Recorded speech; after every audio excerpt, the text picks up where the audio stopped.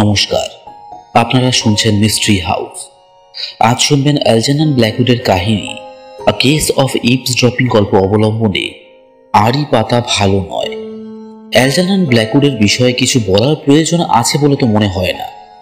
ওনার জনপ্রিয়তা সারা বিশ্ব জুড়ে। তার লেখা শ্রেষ্ঠ গল্পগুলির মধ্যে ধরা হয় দি ওয়েন্ডিগো এবং দি উইলো গল্পটিকে। এই দুটি গল্প ইউটিউবে বাংলায় অডিও স্টোরি রূপে আপনারা পেয়ে যাবেন।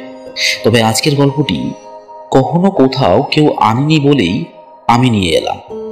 যাই হোক, এবার বলুন তো, আপনিও কি কখনো আড়ি পেতে কারো কথা শুনেছেন? নিশ্চয়ই কখনো না কখনো শুনেছেন। কিন্তু ধরুন আপনি এমন কিছু শুনে ফেললেন যেটা আপনার শোনা উচিত ছিল না, তখন? আজকে আমাদের কাহিনীর মুখ্য চরিত্র জিম শর্টহাউস নতুন এক বাড়িতে উঠে তার প্রতিবেশীর ঘরে আড়ি পাততে চলেছে। কিন্তু তারপর যা হতে চলেছে তার সাথে, সেটা বোধহয় সে জীবনে কখনো কল্পনাও করতে পারত না। চলুন শীতের আগমনের পূর্বে শরীরে খানিকটা শিরশিরানি অনুভব করা যাক। শুনতে থাকুন আজকের গল্প, অ্যালজেরনন ব্ল্যাকউডের লেখা আড়ি পাতা ভালো নয়।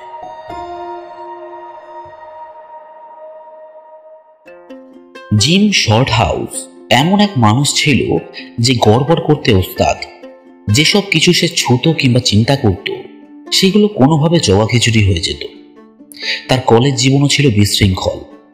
দুবার তাকে কলেজ থেকে বহিষ্কৃত করা হয়েছিল। তার স্কুল জীবনও ছিল একই রকমের। সে মোট 6 বার স্কুল পাল্টায়। প্রতিটা স্কুলেই তার বদনাম। এমনকি ওর শৈশবকালও তেমনই ছিল। আর যদি তার জন্মের সময়ের কথা বলি, তাহলে সে তখন শুধু কান্নাকাটি, চেঁচামেচি এবং জিনিসপত্র ছোড়াছুটি করা ছাড়া আর কিছুই করত না। কিন্তু 40-এর ঘরে পা দিতে অবস্থার পরিবর্তন হলো এবং তার পরিচয় হলো একটা মেয়ের সাথে, যার কাছে ছিল প্রচুর অর্থ। মেয়েটা ওর সাথে বিয়ে করতে রাজি হয় এবং মেয়েটাই তার বিশৃঙ্খল জীবনটাকে খানিকটা গুছিয়ে তোলে। জিমের জীবনের কিছু ঘটনা উল্লেখ করার মতো, কারণ সে সবসময় কিছু না কিছুভাবে নিজেকে ঝামেলায় জড়িয়ে ফেলত। অদ্ভুত অদ্ভুত কাণ্ড যেন তাকে আকর্ষিত করত। যেমনভাবে মাছিরা মিষ্টি জিনিসের প্রতি আকৃষ্ট হয়, তেমন। যদিও 40 বছর বয়সের পর তার বিবাহিত জীবনটা শান্তিপূর্ণ এবং গতানুগতিকভাবে চলতে থাকে। প্রথম যে কাহিনীটা জিম আমায় বলে, সেটা তার মনের গভীরে লুকিয়েছিল। 22 বছর বয়সে তখন তাকে দ্বিতীয়বার কলেজ থেকে বের করে দেওয়া হয় এবং সেই সাথে ওর বাবার টাকা ও ধৈর্য হারায়। তখন জিম নিজেকে খুঁজে পায় বিশাল আমেরিকার এক শহরে ঘুরে বেড়াচ্ছে।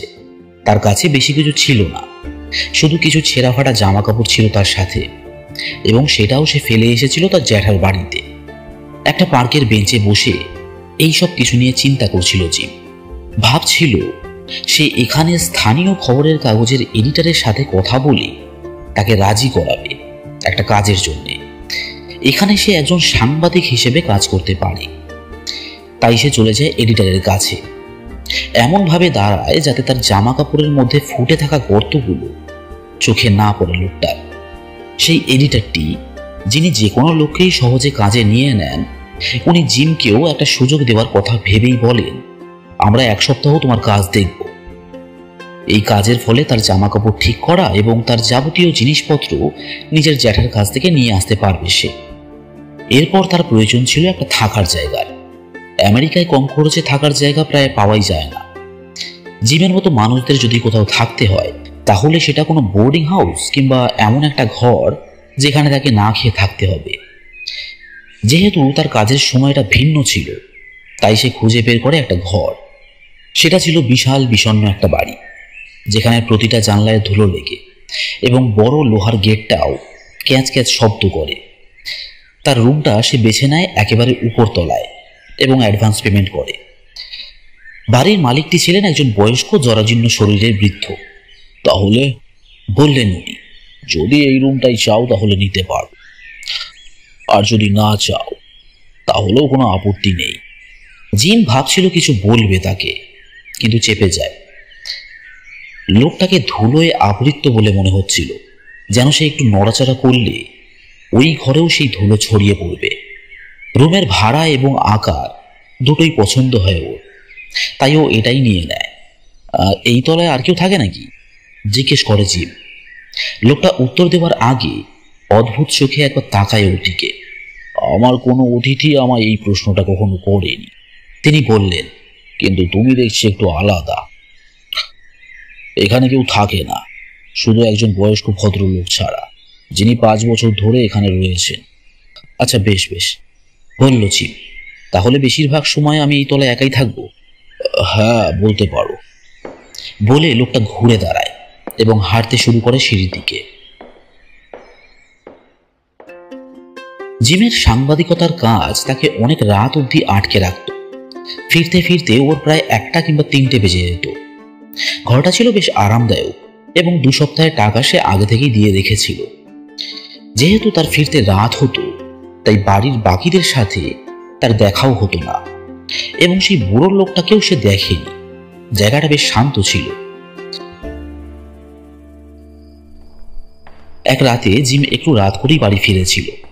ক্লান্ত পরিশ্রান্ত ছিল তার শরীর। হলওয়ের বাতিটা বন্ধ থাকার ফলে সিঁড়ির নিচে হোঁচট খায় সে, কিন্তু বাড়িতে আর কারো শব্দ তার কানে আসে না। নিশ্চয়ই সকলে ঘুমিয়ে পড়েছে। তখন প্রায় 2টো বাজে। বাড়ি থেকে আসা কিছু চিঠি এবং বইয়ের কিছু পাতা পড়ার পর তার চোখে ঘুম ঘুম ভাব আসে। ঠিক যখন সে ঘুমোতে যাচ্ছে, এই সময় সে দাঁড়িয়ে কিছু একটা শোনার চেষ্টা করে। ওর কানে এসেছে সিঁড়িতে পায়ের শব্দ। কেউ একজন উঠে আসছে সিঁড়ি ধরে। প্রতিটা পায়ের শব্দ বেশ জোরালো শোনাচ্ছে, যেন লোকটার মাথায় এটাও নেই যে এই শব্দে কারো ঘুম ভেঙে যেতে পারে। পায়ের শব্দ ধীরে ধীরে কাছে এগিয়ে আসছে। দ্রুত এই প্রকার পায়ের শব্দ শুনে জিমের মনে তৎক্ষণাৎ চিন্তা আসে, কোথাও আগুন লাগলো নাকি? কিন্তু সেখানে কারো গলা শোনা যাচ্ছিল না। সে বোঝে এটা হয়তো তার প্রতিবেশী বৃদ্ধ লোকটা। জিম তখন আলো নিভিয়ে ঘুমোতে যাচ্ছিল, আর ঠিক তখন পায়ের শব্দটা থেমে যায়, ঠিক তার ঘরের বাইরে। জিম পাথরের মতো জমে যায়। ওর হাত তখনও লাইটের সুইচে, কিন্তু পুনরায় পায়ের শব্দ কানে আসার পরিবর্তে ওর কানে এলো জোরের সাথে দরজায় কড়াঘাতের শব্দ। ও দ্রুত ঘরের আলোটা নিভিয়ে দেয়। সমস্ত ঘরটা ডুবে যায় অন্ধকারে। ও এবার প্রায় এগিয়ে যাচ্ছিল দরজাটা খোলার জন্যে, কিন্তু তখন ওর কানে এলো পাশের ঘর থেকে একজনের কণ্ঠ। শব্দটা এতটাই কাছ থেকে আসলো যেন মনে হলো ঠিক ওর পাশ থেকেই কেউ কথা বলছে। লোকটা জার্মান ভাষায় কথা বলছে। বাবা, তুমি এসেছো নাকি?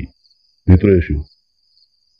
জিম এবার বুঝতে পারলো দরজা ধাক্কানোর শব্দটা তার ঘরের দরজায় হয়নি, হয়েছে তার পাশের ঘরটায়, যেটা ওর মনে হয়েছিল খালি।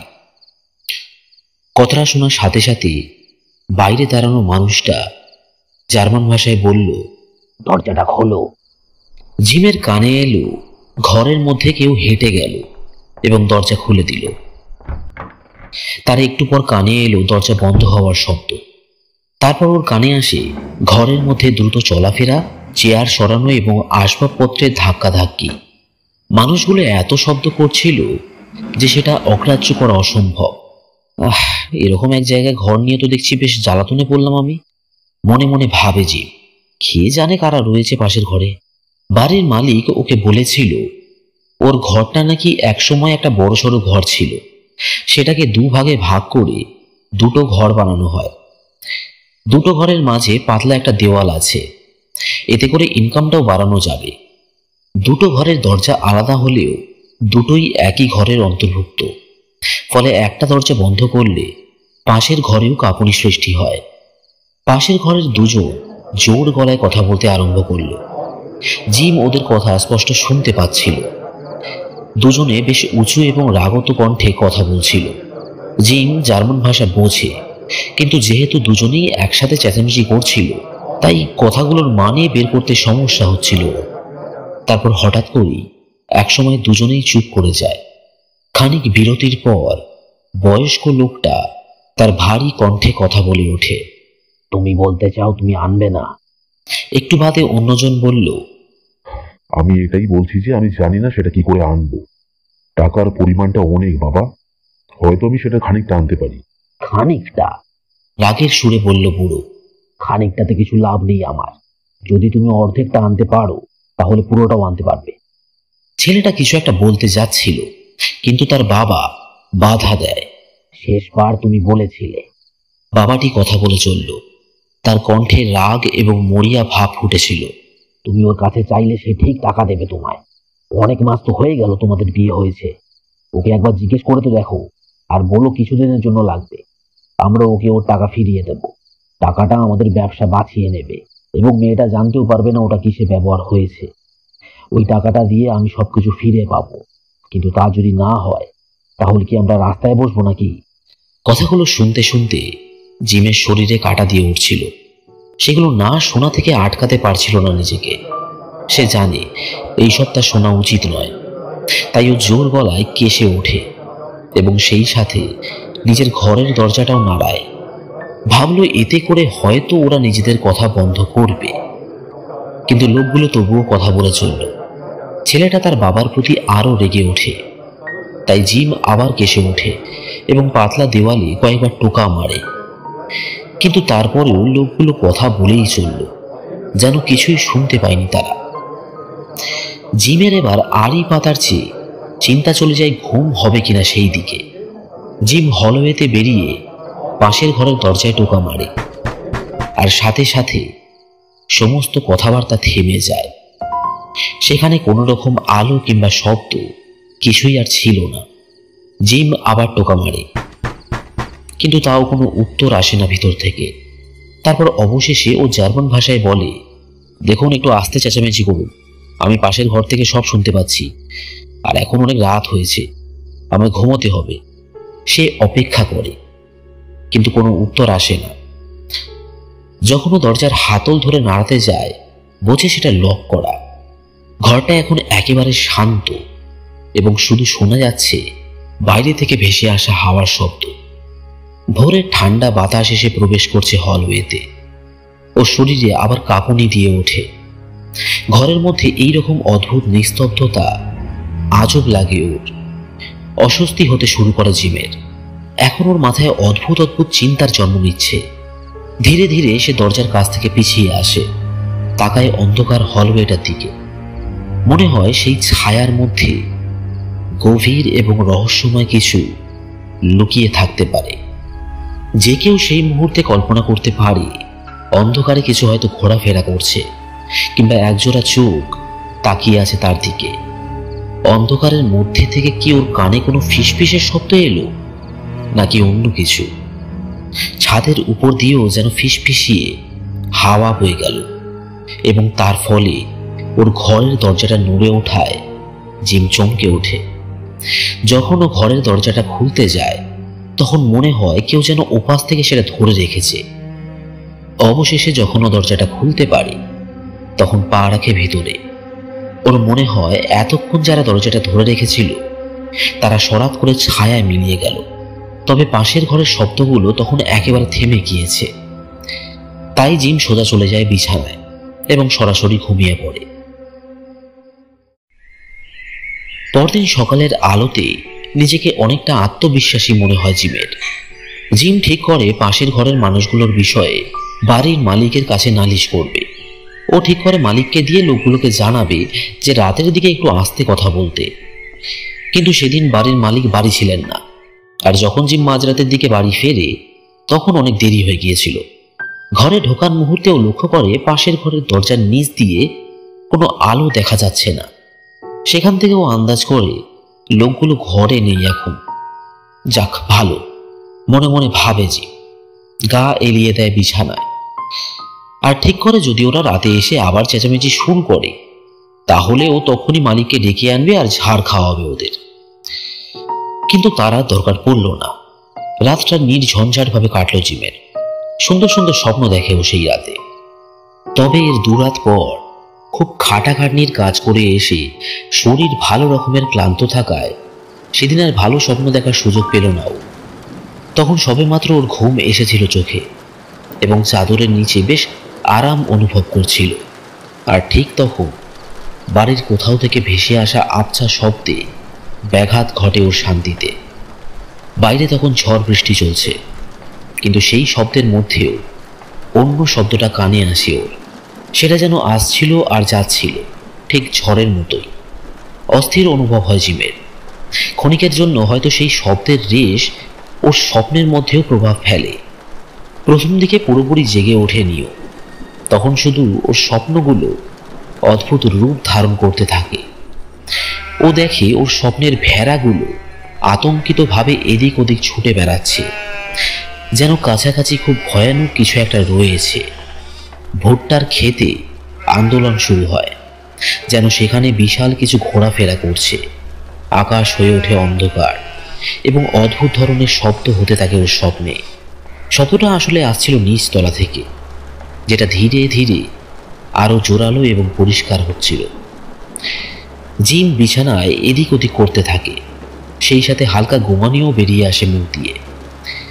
তারপর আচমকা উঠে বসে বিছানায়, সম্পূর্ণ জেগে উঠেছে এখন, শুনছে কান পেতে। ওটা কি কোনো দুঃস্বপ্ন ছিল? তার সমস্ত শরীর শিহরিত হয়ে রয়েছে এখন। ওর ঘরটা অন্ধকার এবং নিস্তব্ধ, তবে বাইরে ঝোড়ো হাওয়া এবং বৃষ্টি এসে শব্দ করছে জানলার কাছে। সকালের আলোতে ঝড়ের শব্দ অন্যরকম শোনায়, শান্তিপূর্ণ ভাব থাকে তাতে। কিন্তু রাতের ঝড় যেন মারাত্মক আকার ধারণ করে। 1 মিনিট, এটা তো কোনো স্বপ্ন নয়। শব্দটা ক্রমাগত জোরালো হয়ে উঠছে এবং কিছু বা কেউ উঠে আসছে সিঁড়ি বেয়ে। জিম চট করে ভাবতে শুরু করে সেটা কি হতে পারে, কিন্তু শব্দটা ক্ষীণ থাকার কারণে বুঝে উঠতে পারে না। এই সময় চার্চের ঘড়িতে 2টো বাজার শব্দ শোনা যায়। বাতাস চিরে সেটা ভেসে আসে এখানে। 3 দিন আগে এই সময়টাতে জার্মানগুলো চেঁচামেচি শুরু করেছিল। জিম ঠিক করেই দেখেছিল এবার যদি ওরা জ্বালাতন করতে শুরু করে তাহলে আর এসব সহ্য করবে না। কিন্তু তারপরেও বিছানা ছেড়ে উঠতেও নার্ভাস লাগে ওর। চাদরের ভিতরটাই যেন বেশি সুরক্ষিত। শব্দটা আরো কাছে আসতে জিম বুঝতে পারে ওটা পায়ের শব্দ। কেউ একজন সিঁড়ি বেয়ে উঠে আসছে, নিশ্চয়ই আবার জার্মানগুলো, ভাবে জিম। কিন্তু হঠাৎ আমার কি হলো? এরকম তো আগে কখনো অনুভব হয়নি আমার। জিমের আবার কাঁপুনি দিতে শুরু করলো শরীরে এবং ঠান্ডাও লাগতে থাকে ওর। মনে হয় যেন ও শীতের দিনে খালি গায়ে দাঁড়িয়ে রয়েছে। তবে তার স্নায়ু তখনও স্থির, আর ভয় এখনো ওর করছে না। কিন্তু এক অদ্ভুত রকমের অস্থিরতা এবং উত্তেজনা অনুভব হচ্ছিল শরীর জুড়ে, অনেকটা যখন কোনো সুস্থ মানুষ শরীর খারাপ হওয়ার একটু আগে অনুভব করে থাকে তেমন। পায়ের শব্দ কাছে আসার সাথে সেই শারীরিক দুর্বলতা যেন বাড়তে শুরু করলো। খুব ক্লান্ত লাগছিল ওর, যেন ওর শরীর থেকে সমস্ত শক্তি ধীরে ধীরে সরে যেতে শুরু করেছে। ওর হাত পা ধীরে ধীরে অবশ হতে লাগলো। ওর মাথাটাও হালকা হতে শুরু করেছে, যেন ওর মন উড়ে চলেছে কোথাও। কিন্তু অদ্ভুতভাবে ওর শরীর দুর্বল হলেও ওর ইন্দ্রিয়গুলো যেন আরো বেশি তুখর হয়ে উঠছে। অন্যদিকে পায়ের শব্দটা উঠে এসছে প্রায় উপরতলায়। বিছানায় উঠে বসতে বসতে জিমের কানে এলো ভারী কিছু একটা সরে গেল দরজার সামনে থেকে এবং দেওয়াল ঘেঁষে সেটা এগিয়ে চলেছে। তারপর ওর কানে আসে পাশের ঘরে দরজায় টোকা দেবার শব্দ। এই সময় ও শুনতে পায় পাশের ঘরের একটা চেয়ার পিছনে সরানো হলো এবং কেউ একজন দ্রুত পায়ে হেঁটে এগিয়ে গেল দরজার দিকে। ও, তুমি এসেছো? ছেলেটার কণ্ঠ। ছেলেটা কি তাহলে এতক্ষণ যাবৎ চুপচাপ বসেছিল ঘরে, তার বাবার আগমনের অপেক্ষা করছিল?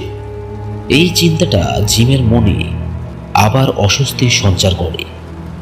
ছেলেটার প্রশ্নের উত্তর কেউ দেয় না, কিন্তু জিম শুনতে পেল দরজাটা দ্রুত বন্ধ হয়ে গেল। তার পরপরই একটা ধূপ করে শব্দ, হয়তো একটা ব্যাগ যেটাকে কাঠের টেবিলের উপর ছুঁড়ে রাখা হয়েছে। এটা কি? প্রশ্ন করল ছেলেটা, কণ্ঠে সন্দেহ। আমি যাবার আগে তুমি সেটা জানতে পারবে, জবাব দেয় বাবাটি। চেপে রাখা রাগ মিশে রয়েছে তাতে। জিমের খুব ইচ্ছা হচ্ছিল এই কথোপকথন আরো এগোবার আগে নিজেকে সেখান থেকে সরিয়ে নিতে, কিন্তু নিজেকে বিছানা থেকে সরাতে পারল না সে। তাই চুপচাপ বসে রইল সেখানে। বাইরের তুমুল ঝড়ের মধ্যেও প্রতিটা কথা কানে আসছিল। বাবাটি আবার কথা বলতে শুরু করলো, একটু নিচু স্বরে। শুরুর দিকে কথাগুলো জিম ঠিক শুনতে পায়নি, কিন্তু শেষের দিকটা সে শুনেছে। কিন্তু এখন তারা সকলে চলে গিয়েছে এবং আমি কোনোভাবে এসে পৌঁছেছি তোমার কাছে। তুমি তো জানোই আমি কেন এসেছি। তার কণ্ঠে কি হুমকি মিশেছিল? হ্যাঁ, বলল ছেলেটা। আমিও অপেক্ষা করছিলাম। আর টাকাটা? দাবি করলেন বাবা। তাকে অধৈর্য শোনাচ্ছে। প্রশ্নের কোনো উত্তর এলো না। তোমার কাছে 3 দিন সময় ছিল টাকাটা জোগাড় করার, আর এতদিন যাবৎ আমি সবকিছু সামাল দিয়ে চলেছিলাম। কিন্তু আগামীকাল আমার শেষ সুযোগ। তাও কোনো জবাব নেই। কি হলো? উত্তর দাও। বলো, টাকাটা আছে কি তোমার কাছে? বলবে তো নাকি? খানিকক্ষণ সব চুপ। জিমের মনে হলো বাবাটির বলা মরিয়া কথাগুলো যেন দেওয়ালে লেগে প্রতিধ্বনিত হচ্ছে। তারপর নিচু স্বরে ছেলেটি জবাব দেয়, আমার কাছে কিছুই নেই। কি? প্রায় চেঁচিয়ে ওঠে বাবাটি, স্পষ্ট রাগ মিশে তাতে। কিছু না মানে? আমি কিছুই জোগাড় করতে পারিনি। তুমি মিথ্যে বলছো। হেঁকে ওঠেন বাবা, রাগ যেন আটকে রয়েছে কণ্ঠে। আমি জানি তুমি মিথ্যে বলছো। টাকাগুলো আমায় দাও। একটা চেয়ার সরানোর শব্দ কানে আসে জিমের। যতদূর সম্ভব মানুষ দুটো টেবিলের সামনে রাখা চেয়ারে বসে, এবং তাদের মধ্যে একজন উঠে দাঁড়িয়েছে। জিমের কানে আসে টেবিলে রাখা ব্যাগটা সরানো হলো। তার পরপরই কেউ একজন দ্রুত হেঁটে গেল দরজার দিকে। বাবা, ওর মধ্যে কি আছে? আমাকে বলো, ওতে কি আছে? বলল ছেলেটি, তার কণ্ঠে দৃঢ়তা। জিম আন্দাজ করল ছেলেটা হয়তো সেই ব্যাগ ছিনিয়ে নেওয়ার চেষ্টা করছে, এবং বাবাটি আঁকড়ে ধরে রেখেছে ব্যাগটা। ব্যাগটা আচমকা মেঝেতে পড়ার শব্দ হলো, আর তারপরই জিম শুনতে পেল ধস্তাধস্তির শব্দ। কিছুক্ষণ যাবৎ সেটা চলল এবং শীঘ্রই বোঝা গেল ছেলেটি জিতে গিয়েছে। আমি জানতাম এগুলো ওর গয়নাগাটি। হারাম ছাড়া কোথাকার। এগুলো তুমি কখনো নিতে পারবে না, এটা বেআইনি। রাগে ফেটে পড়ল ছেলেটি। এই সময় বাবাটি নিচু অথচ গম্ভীর কণ্ঠে অদ্ভুত ঢঙে হেসে উঠল, যা শুনে জিমের সারা শরীর ঠান্ডা হয়ে যায়। এরপর 10 সেকেন্ডের মতো দম বন্ধ করা নিস্তব্ধতায় ভরে গেল ঘরটা।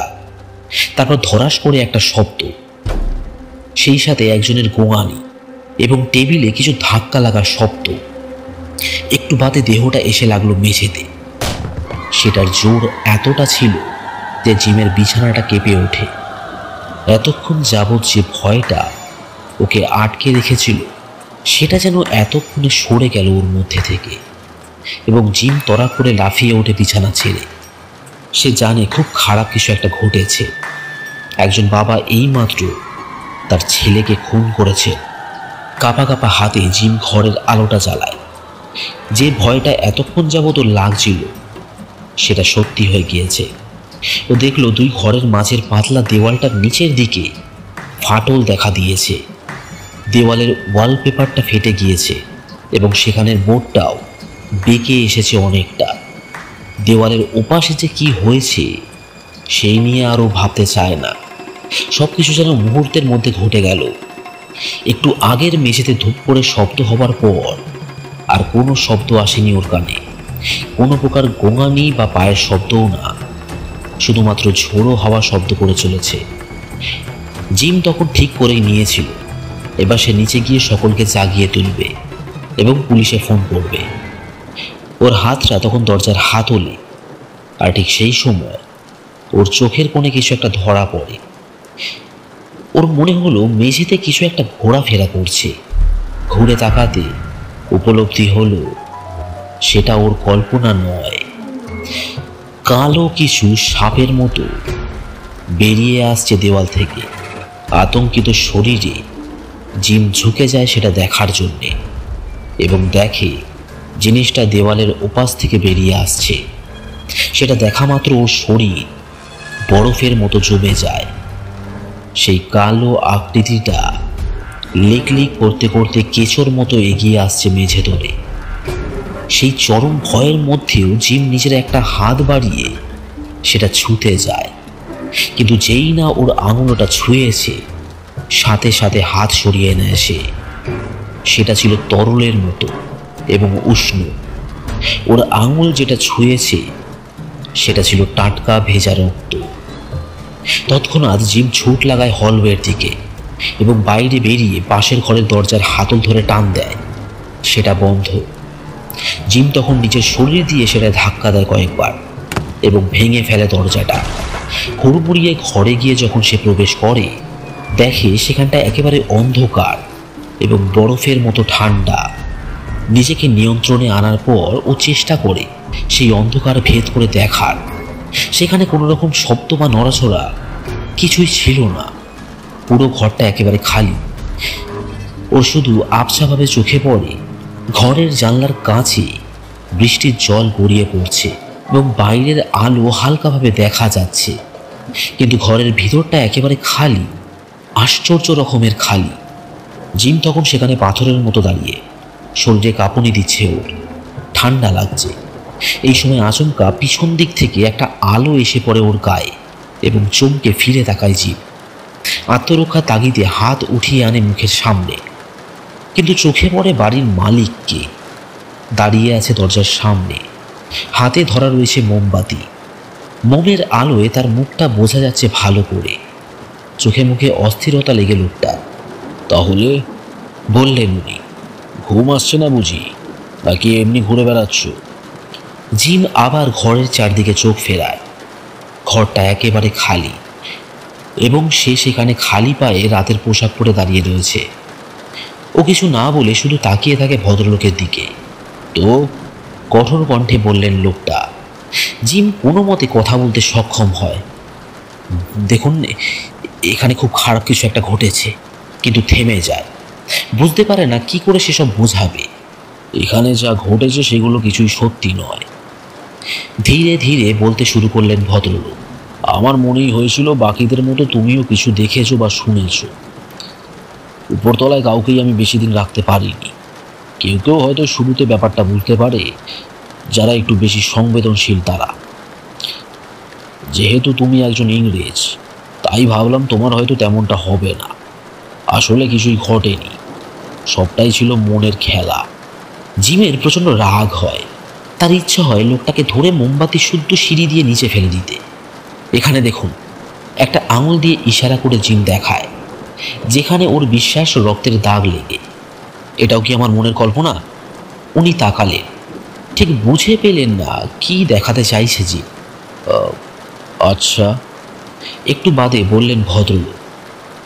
জিম নিজের আঙুল লক্ষ্য করে তাকায় এবং অবাক হয়ে দেখে সেখানটা নিখুঁতভাবে পরিষ্কার, কোথাও কোনো রক্তের ছিটে ফোঁটা নেই।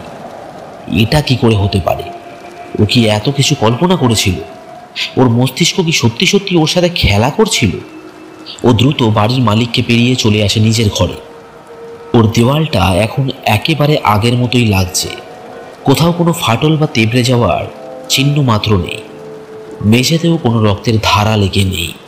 ওসব এখন শেষ হয়েছে, যান্ত্রিক সুরে বললেন ভদ্রলোক। আমি ঘুমাতে চললাম।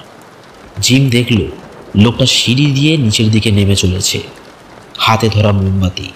মাঝে মাঝে উনি ফিরে তাকাচ্ছেন জিমের দিকে।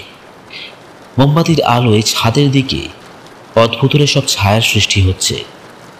জিম কোনো রকম সময় নষ্ট না করে জামা কাপড় গায়ে চড়িয়ে বেরিয়ে যায় বাড়ি থেকে এবং ঝড় জলের মধ্যেই হাঁটতে থাকে সকাল হওয়া অবধি। পরদিন সন্ধ্যের দিকে সে বাড়ির মালিককে জানায় এখানে আরও থাকবে না। যদিও ভদ্রলোক ওকে বলে যে এসব আর ঘটবে না তার সাথে। ওগুলো আর পুনরায় ঘটে না, বললেন তিনি। খুন করার পর বিষয়টা থেমে যায়। জিমের মুখ হা হয়ে যায়। আমি যা চেয়েছিলাম তার থেকে অনেক বেশি দিয়ে ফেলেছেন আপনি আমায়, বিড়বিড় করেও। এতে আমার দোষ নেই, বললেন উনি। আমি কোনো মিডিয়াম নই। কেউ কেউ সারা রাত কিছু না শুনেই ঘুমিয়ে কাটিয়ে দিত, আবার কেউ কেউ যেমন তোমার মতো মানুষ, তারা সবটাই নিজের চোখে উপলব্ধি করত। আর উপরে সেই বুড়ো লোকটা, উনিও কি এসব শুনতে পেতেন? জিম জানতে চায়। ওখানে কোনো বুড়ো লোক নেই, শান্ত কণ্ঠে জবাব দিলেন ভদ্রলোক। ওগুলো আমি তোমায় এমনি বলেছিলাম যাতে তুমি ভয় না পাও। উপরে শুধু তুমি একাই ছিলে। জিম হতভম্ব হয়ে যায়। ও কিছু বলতে চাইছিল, কিন্তু এখন ওর মাথায় শুধু গালাগাল ছাড়া আর কিছুই আসছে না। ভদ্রলোক বললে, আচ্ছা এটা বলো তো, যখন ওগুলো ঘটে তখন কি তোমার খুব ঠান্ডা আর নিজেকে দুর্বল মনে হচ্ছিল, যেন তুমি এই বুঝি মারা যাবে? সেটা আমি কি করে বলতে পারবো? রাগের সাথে জবাব দেয় জিম। শুধু ভগবান জানেন আমার কি হয়েছিল। ভগবান তো সেটা আর আমায় বলবেন না। সাদামাটা ভাবেই জবাব দিলেন উনি। আমার একটু কৌতূহল রয়েছে, কারণ এর আগে যিনি ও ঘরে ছিলেন তাকে সকালে মৃত অবস্থায় পাওয়া যায়। হ্যাঁ, বিছানায়? অবাক হয়ে প্রশ্ন করে জিম। হ্যাঁ, উনি তোমার আগে এখানে থাকতেন। এইসব শুনে ভয় পেও না, তোমার আর কিছু হবে না। লোকেরা বলে ঘটনাটা সত্যি ঘটেছিল। এটা নাকি এককালে একজনের ব্যক্তিগত বাড়ি ছিল, তাও মোটামুটি আজ থেকে 20-25 বছর আগে। একজন জার্মান ফ্যামিলি, তাদের ওয়াল স্ট্রিটে বড় একটা ব্যবসা ছিল। আচ্ছা বলে যান, একেবারে শীর্ষে ছিল তারা, কিন্তু যথারীতি সেটা খারাপের দিকে মোড় নেয় এবং বুড়ো লোকটা সমস্ত টাকা পয়সা নিয়ে পালায়। টাকা নিয়ে পালায়? হ্যাঁ পালায়, সব কিছু নিয়ে যায় সে, এবং তার ছেলেকে নিজের বাড়িতে মৃত অবস্থায় পাওয়া যায়। লোকেরা সেটাকে আত্মহত্যা বলে ঘোষণা করে, কিন্তু কেউ কেউ মনে করে যে ছেলেটা ওইভাবে নিজের শরীরে ছুরি বসাতে পারত না। তাদের মতে তাকে খুন করা হয়েছিল। পরে গিয়ে বাবাটিকে পুলিশ ধরে ফেলে, খুনের দায়ে দায়ী করা হয় তাকে, কিন্তু যথেষ্ট প্রমাণ ছিল না। বাকিটা আমার ঠিক করে মনে নেই। বাহ, দুর্দান্ত, বিড়বিড় করেছি। আমিও সেই পায়ের শব্দ এবং কণ্ঠস্বর শুনেছি বহুবার। সেগুলো এখন আর বিরক্ত করে না আমায়। পুরোনো খবরের কাগজ ঘাটলে তুমি খবরটা পেয়ে যাবে, তবে এই জায়গার ঘটনাটা বাদ দিয়ে। কারণ যদি ওরা এই জায়গাটা নিয়ে কিছু লিখত তাহলে আমার ব্যবসাটা আটে উঠে যেত, বুঝলে তো? ওরা দুজনে উঠে আসে উপরতলার ঘরটায়। বাড়ির মালিক মেঝের কার্পেটের একটা ধার সরাতে জিম লক্ষ্য করে সেখানে রক্তের দাগ লেগে, ঠিক আগের রাতে দেখা দাগের মতো। দেখলে তো, বললেন উনি। জিম ঝুঁকে পড়ে এবং দেখে রক্তের দাগটা শুকিয়ে কালশিটে হয়ে গিয়েছে এখন।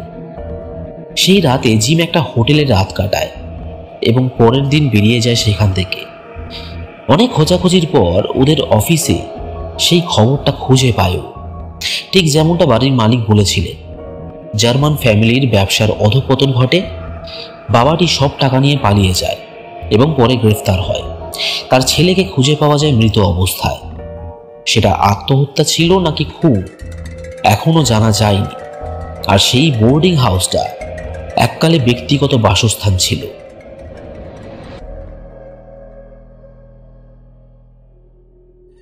শুনছিলেন অ্যালজার্নন ব্ল্যাকউডের কাহিনী আ কেস অফ ইভস্ট্রপিং গল্প অবলম্বনে আড়ি পাতা ভালো নয়। গল্পটি কেমন লাগলো অবশ্যই জানাবেন। আজকের গল্পটি পড়ে সেই নস্টালজিক ফিলিংটা আসছিল আমার। মনে পড়ে যাচ্ছিল সেই দিনগুলো, 1909 কি 10 সালের দিকে, যখন প্রতি রবিবার রাত 11টা নাগাদ রেডিওটা চালিয়ে পরিবারের 4-5 জন মিলে বিছানায় বসতাম সানডে সাসপেন্স শোনার জন্য। গল্পটা যখন পড়ছিলাম তখন আমি বুঝতেই পারছিলাম পাশের ঘরের মানুষগুলো জীবিত নয়, সেখানে অতীতে খারাপ কিছু ঘটেছিল। যারা 90s-এর ছেলে মেয়ে তারা হয়তো জানে আমরা এই ধরনের ভূতের গল্প পড়েই বড় হয়েছি, যেখানে ভূতের আগমন ঘটলে ঠান্ডা লাগতে শুরু করে গল্পের চরিত্রগুলোর। মাঝে মাঝে এই ধরনের গল্প পড়তে বেশ ভালো লাগে, আর বোধহয় সেই কারণেই আপনাদেরকেও শোনালাম এই কাহিনীটা। ভাবলেও অবাক লাগে, আজ থেকে 100 বছরেরও বেশি আগে লেখা এই ধরনের গল্পগুলো এখনো বাঙালি লেখকদের অনুপ্রেরণা দিয়ে চলেছে। গল্পটিকে আমি 5-এর মধ্যে 3 দিলাম। এবার জানতে চাই আপনার মতামত। কেমন ছিল গল্পটা? 5-এর মধ্যে গল্পটাকে কত রেটিং দেবেন আপনি? অপেক্ষায় রইলাম। দেখা হচ্ছে পরের সপ্তাহে। সকলে ভালো থাকবেন, সুস্থ থাকবেন।